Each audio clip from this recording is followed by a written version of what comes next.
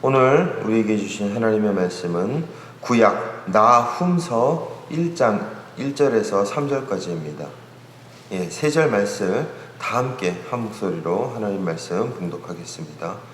니느웨에 대한 경고 곧 엘고스 사람 나훔의 묵시의 글이라. 여호와는 질투하시며 보복하시는 하나님이시니라. 여호와는 보복하시며 진노하시되 자기를 거스르는 자에게 여호와는 보복하시며 자기를 대적하는 자에게 진노를 품으시며 여호와는 노하기를 더디하시며 권능이 크시며 벌 받을 자를 결코 내버려 두지 아니하시니라. 여호와의 길은 회오리 바람과 광풍에 있고 구름은 그의 발에 티끌이로다. 아멘. 제가 요즘에 소예언서 본문으로 계속 묵상을 하고 있습니다. 저번에 미가서를 묵상했고 이제 나훔서를 지금 들어가고 있는데요. 제가 소예언서를 이렇게 묵상하면서 드는 느낌은 참 하나님이 무섭다라는 것입니다.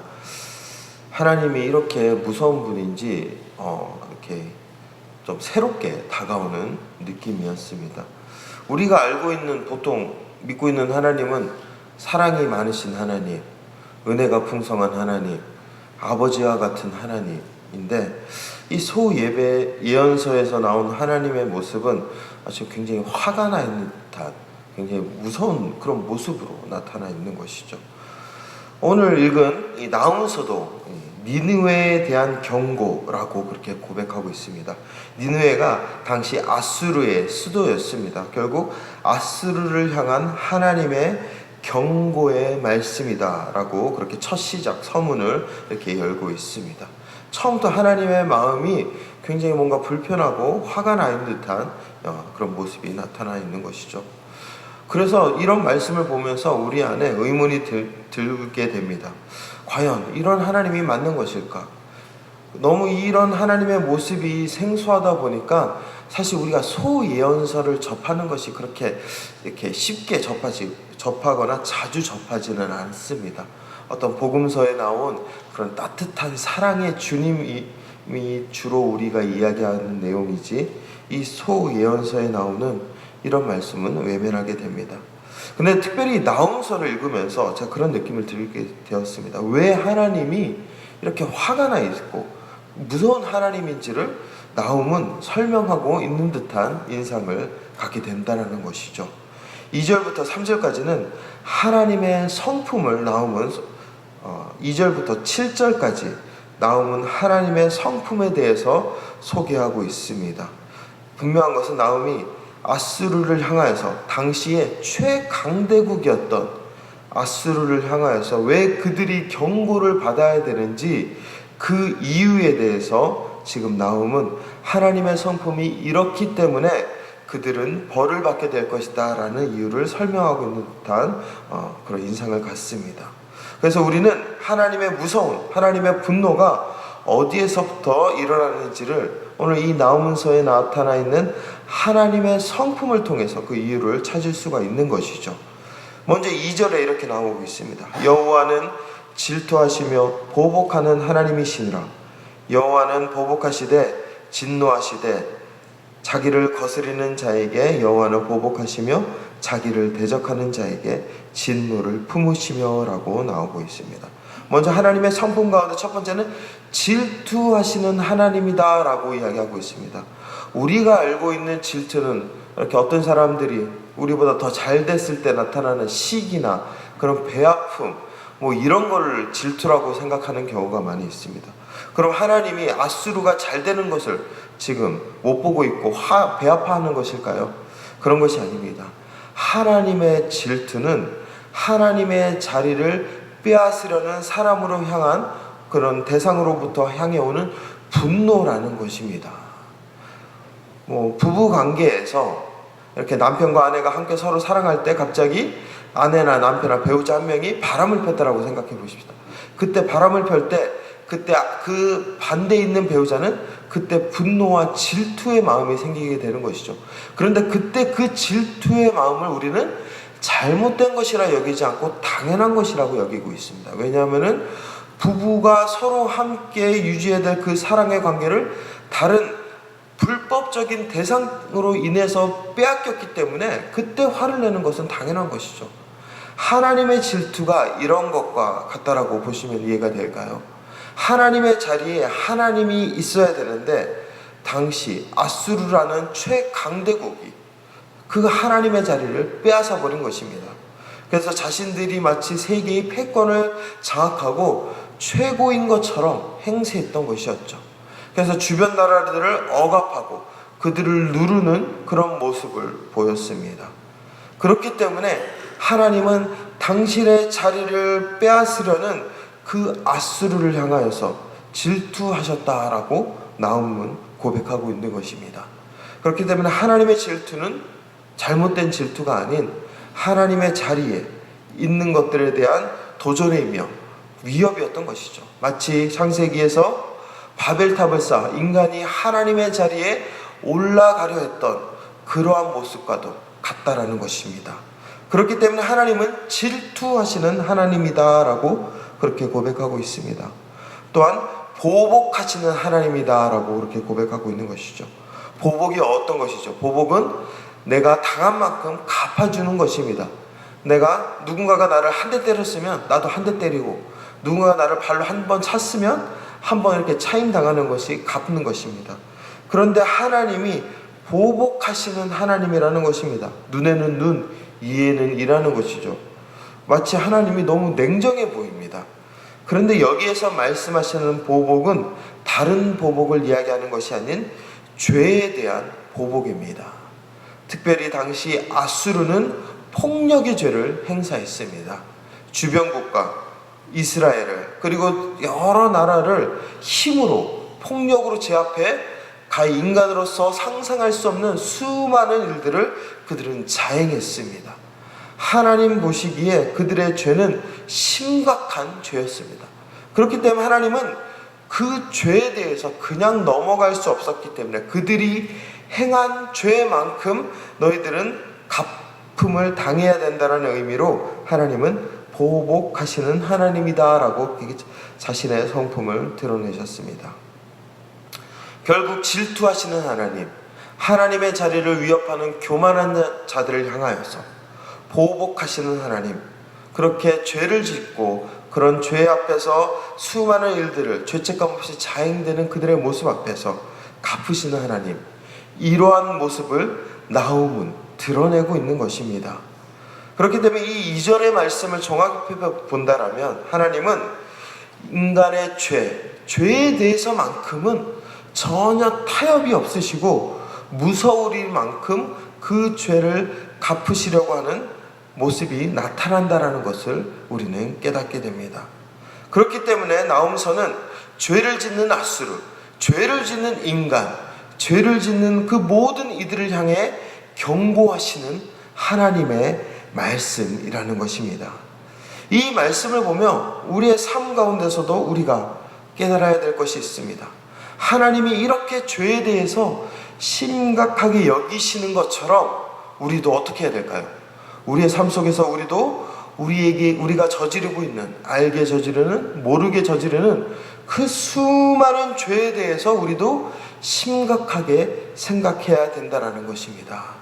하나님이 죄에 대해서 이렇게 무서우리만큼 진노를 바라신다는 것을 우리가 깨닫고 우리 스스로도 죄의 심각성을 깨달아야 된다는 것이죠. 그런데 사실 안타까운 것은 우리 삶 가운데서 우리는 믿음으로 구원을 받았습니다. 예수 그리스도의 피로 말미암아 죄에서 자유하게 되었습니다. 우리는 분명한 것은 죄인에서 의인으로 칭함받는 의인입니다. 그런데 이 은혜가 자칫 우리로 하여금 이 죄의 심각성을 너무나도 가볍게 여길 수 있는 실수를 범하게 될 때가 많이 있다라는 것입니다. 하나님께서는 분명히 우리를 구원해 주셨고 죄에서 해방시켜 주셨지만 그렇다고 해서 죄가 가볍게 되었다라는 이야기는 아닙니다. 하나님께서 죄를 가볍게 여기시지 않았습니다. 과연 죄가 가벼웠다라면 하나님은 그 죄를 해결하기 위하여서 자신의 아들을 내어드릴 수 있었을까요? 아니었습니다.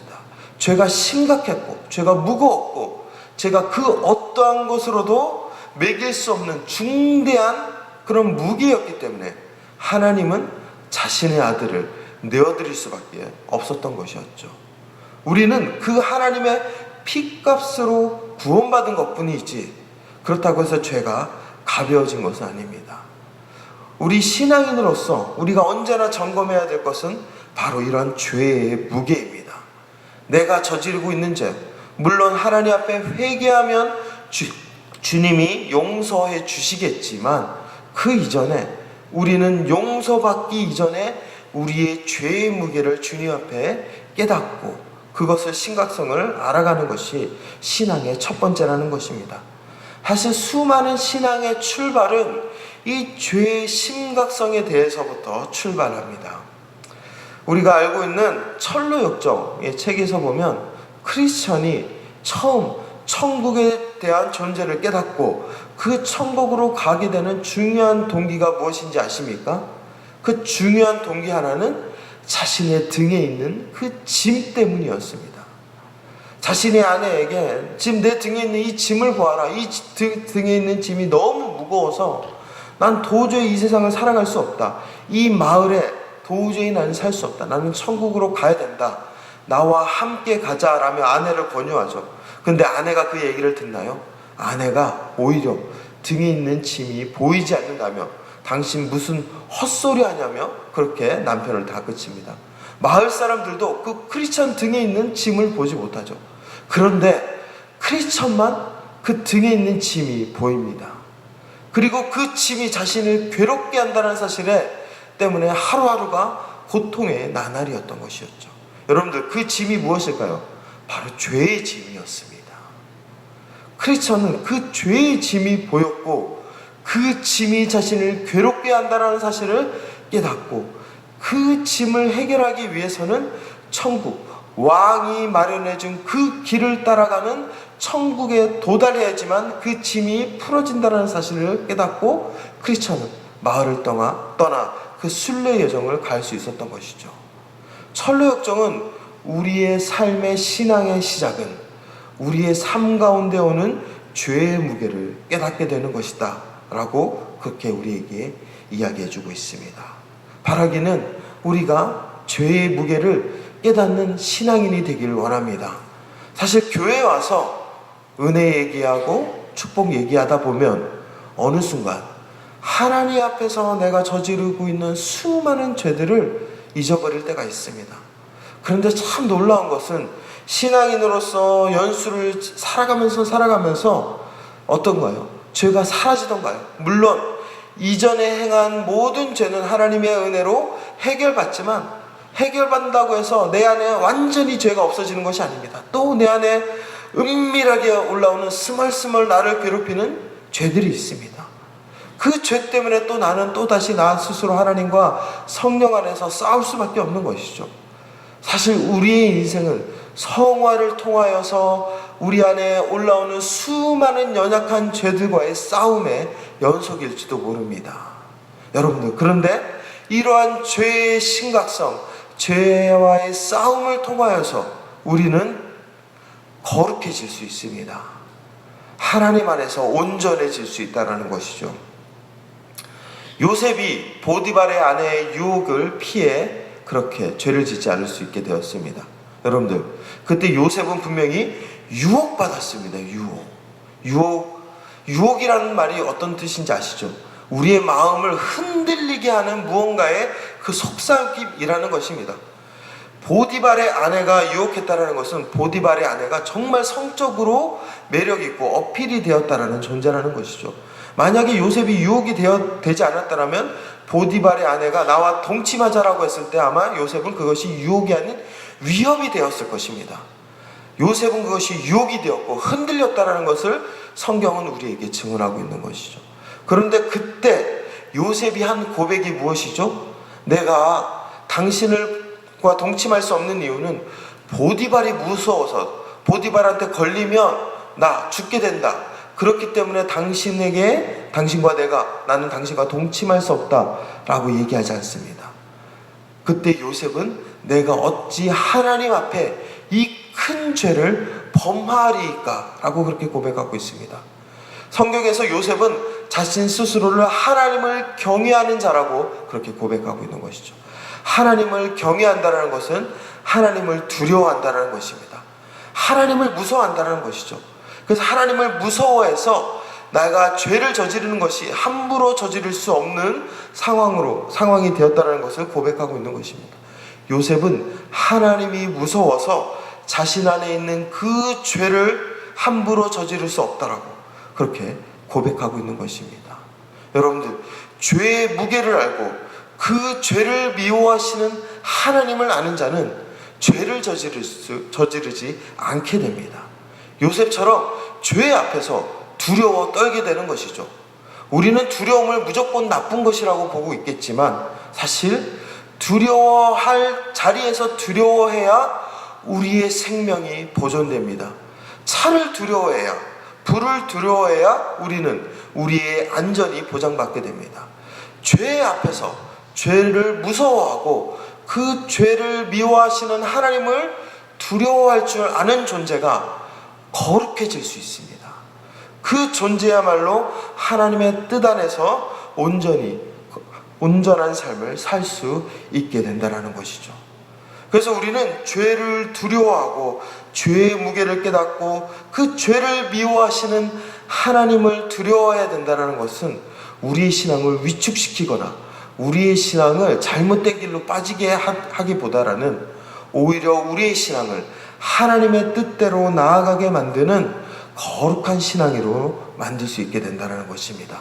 그리고 놀라운 것은 이 죄의 무게를 깨닫는 자가 하나님의 은혜를 깨달을 수 있습니다. 여러분들, 내 죄가 얼마나 심각한지를 아는 자, 그런 자가 하나님 앞에 용서받았다라고 생각해 보십시오. 그렇다면 그 용서의 크기가 얼마나 큰지 그는 알 수 있을 것입니다. 10만 원 빚을 지었다가 그 10만 원 빚을 탕감받은 자는 10만 원의 가치의 용서를 받았죠. 그런데 수백억, 수천억, 수조, 나의 힘으로는 도저히 해결할 수 없는 그 빚을 탕감받았다라면 여러분들, 그 사람은 수조, 수천억, 그 값으로도 매길 수 없는 그 값어치의 용서를 받은 것이라는 것입니다. 우리가 하나님 앞에 받은 용서가 바로 그런 용서입니다. 우리의 힘으로 도저히 해결할 수 없는 죄의 무게, 나의 힘으로는 도저히 다룰 수 없는 그 죄의 심각성을 하나님께서는 자기의 아들을 아낌없이 내어주셔서 우리를 위해 용서하여 주셨습니다. 죄의 무게를 깨닫는 자가 그 용서의 가치를 깨닫고 더욱더 은혜를 어떻게 할까요? 사모하며 그 은혜를 소중히 여길 줄 아는 자가 된다는 것입니다. 이처럼 죄의 무게를 깨닫는다는 것은 우리의 삶을 거룩하게 해주고 또한 하나님이 주신 그 은혜의 가치가 얼마나 고귀한지를 우리로 하여금 알게 합니다. 오늘 이 새벽에 우리가 주님 앞에 우리의 삶 가운데 살아가고 있는 그 죄의 무게가 무엇인지를 다시 한번 깨닫는 그런 시간이 되길 소망합니다. 하나님께서는 우리의 삶 가운데 우리를 온전해지기를 원하고 있습니다. 그러나 그 온전해지기 위해서는 먼저 우리의 삶 가운데 알게 모르게 무감각하게 저지르는 죄. 사실 우리 믿는 사람들은 하나님이 주신 복으로 말미암아서 그냥 우리의 삶이 이렇게 안정적으로 흘러가다 보니까 때로는 안주하게 될 때가 있습니다. 그러다 보니까 알게 모르게 우리의 입술로, 우리의 마음으로, 우리의 손으로 습관적인 저지르는 죄가 있는 것이죠. 중요한 것은, 분명한 것은 하나님은 그 죄가 어떻든 간에 죄를 죄로 여기시는 분이십니다. 그리고 그 죄에 대해서 질투하시며 보복하시는 분이시라는 것이죠. 그렇기 때문에 이러한 말씀을 깨닫고 우리의 삶 가운데 있는 모든 죄를 우리가 민감하게 여겨 하나님 앞에 온전히 그 죄를 토설하며 회개하며 나아가는 귀한 믿음의 성도들 되기를 소망합니다. 그때 하나님께서 우리를 거룩하게 해주시며 하나님이 주신 은혜의 가치를 깨닫게 해주실 것입니다. 이 시간 함께 말씀을 갖고 기도하며 나가겠습니다. 주님, 내가 죄 앞에서, 죄를 미워하시는 하나님 앞에서 그 죄의 심각성을 깨닫고 온전히 회개하며 죄에 민감하며 하나님을 경외하며 두려워할 줄 아는 삶 살아가게 하여 주시옵소서. 우리 같이 통성으로 기도하며 나가겠습니다. 하나님은 죄에 대해서만큼은 타협하지 않으시는 분이십니다. 질투하시며 보복하시는 하나님이십니다. 이런 하나님을 우리가 다시 한번 깨닫고 그 하나님 앞에 저지르고 있는, 때로는 알게 저지르고 습관적으로 저지르고 때로는 모르게 저지르는 우리의 수많은 죄들을 다시 한번 주님 앞에 토설하며 고백하며 자복하며 나아가는 자들 되게 하여 주시옵소서. 주님의 구원으로 말미암아 때로는 우리가 죄에 대해서 안일하게 여길 때가 있습니다. 그러나 하나님, 우리가 다시 한번 그 죄의 무게를 깨닫고 이 죄가 나를 멸망에 빠뜨린다라는 그 사실을 우리가 다시 한번 깨달아 주님 앞에 우리의 모든 연약함을 내어드리고 다시 한번 하나님이 주시는 그 용서의 크기가 얼마나 크고 위대한지를 깨달아 주님의 은혜만 사모하며 나아가는 모든 믿음의 권속들 되게 하여 주시옵소서. 주님, 우리 오경생 성도님 이제 하나님 품으로 올려보내고 이 시간 이후에 천국 환송 예식으로 주님 앞에 나아갑니다. 우리 슬픔을 당한 유가족들 가운데 하나님의 위로로 함께하여 주시옵시고 모든 장례 절차 가운데 주님 인도하여 주시옵소서. 또 오늘 제2 남성교회 찬양으로 하나님 앞에 온전히 올려드렸습니다. 그동안 삶의 여정 가운데 있었던 수많은 추수할 것들, 하나님 그것들을 감사하여 싸우니 앞으로도 그 삶 가운데 주님 주신 수많은 열매들 감사함으로 열매 거두며 살아갈 수 있는 제2 남성교회 성도님들 될 수 있도록 주님 축복하여 주시옵소서. 오늘 하루의 삶을 주님께서 축복하여 주실 줄 믿으며 예수 그리스도의 이름으로 기도합니다. 아멘. 이제는 우리 주 예수 그리스도의 크신 은혜와 하나님의 끝없는 사랑과 성령님의 교통하심과 인도하심이 질투하시며 보복하시는 하나님 앞에 그 하나님을 경외하며 두려워하며 우리의 삶 가운데 일어나는 모든 죄들을 토속하며 자복하며 회개하길 원하는 우리 제주영락교회 모든 성도님들 가운데 이제부터 영원토록 함께 하시기를 간절히 축원하옵나이다. 아멘.